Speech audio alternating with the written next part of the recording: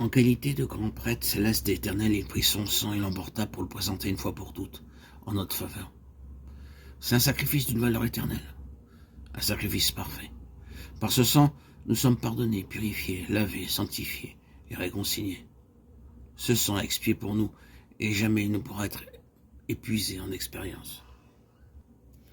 Combien plus le sang de Christ, qui par un esprit éternel s'est offert lui-même sans tache à Dieu, purifiera-t-il votre conscience des œuvres mortes, afin que vous serviez le Dieu vivant. Hébreux 9, 14. C'est pour cette raison que nous avons une telle assurance dans le lieu très saint. Ainsi donc, frères, puisque nous avons au moyen du sang de Jésus une libre entrée dans le sanctuaire, Hébreux 10, 19. Revenons un instant au temple de Jérusalem lorsque l'ouvrage fut terminé. Le souverain sacrificateur ne put entrer qu'une seule fois par an dans le lieu très saint pour obtenir la réconciliation et le pardon. Mais maintenant, nos péchés sont une fois pour toutes pardonnés, enlevés, lavés et éloignés. C'est pourquoi nous avons de la hardiesse pour nous approcher de Dieu et pour l'invoquer. Par l'efficacité du sang précieux du Seigneur Jésus, nous pouvons venir et être collaborateurs avec Dieu.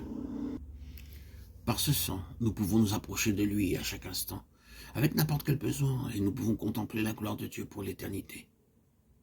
De même qu'en ces jours-là, la voix de Dieu pouvait être entendue clairement, c'est-à-dire entendue par le souverain sacrificateur au moyen de l'Urim et du Thummim. Tu joindras au pectoral du jugement l'Urim et le Thummim, et ils seront sur le cœur d'Aaron, lorsqu'il se présentera devant l'Éternel. Ainsi Aaron portera constamment sur son cœur le jugement des enfants d'Israël, lorsqu'il se présentera devant l'Éternel. Exode 28, 30. Il se présentera devant le sacrificateur et Hazar qui consultera pour lui le jugement de l'Urim devant l'Éternel. Et Josué, tous les enfants d'Israël avec lui, toute l'assemblée sortiront sur l'ordre d'Éléazar et entreront sur son ordre. Nombre 27, 21. Aussi, après avoir offert le sacrifice pour l'expiation des péchés, une fois par an, ils avaient aussi le privilège d'entendre la voix de Dieu par le moyen de l'Urim et du Thummim, par l'intermédiaire du souverain sacrificateur. Le souverain sacrificateur devait toujours être revêtu de 7 vêtements distincts. Tout d'abord, à même la peau, une merveilleuse robe blanche.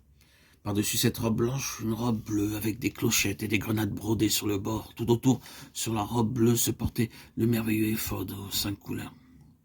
Par-dessus l'éphod, on revêtait le pectoral en pendentif sur la poitrine avec 12 pierres très précieuses. Par derrière ce pectoral se trouvaient ces 2 objets, l'Urim et le Thummim, sur sa tête. Il y avait une tiare avec une lame d'or sur le devant en guise de diadème. Au moyen de ces 2 objets appelés Urim et Thummim, situés derrière le pectoral, le souverain sacrificateur pouvait entendre la voix de Dieu et répondre aux questions de ceux qui s'approchaient de lui pour connaître la volonté et le plan de Dieu. Jusqu'à nos jours, personne ne sait de quelle manière fonctionnaient ces 2 objets, l'Urim et le Thummim. C'est l'unique moyen dont disposait le sacrificateur pour découvrir et discerner la pensée et la volonté de Dieu. Maintenant, pour le croyant, le Seigneur Jésus lui-même est devenu cet Urim et Thummim. Envoie ta lumière et ta fidélité, qu'elle me guide, qu'elle me conduise à ta montagne sainte et à tes demeures. Psaume 43, 3. En d'autres termes, fais sortir ta lumière et ta vérité, qu'elle me conduise et m'amène à ta sainte colline, à ton tabernacle, à ton habitation.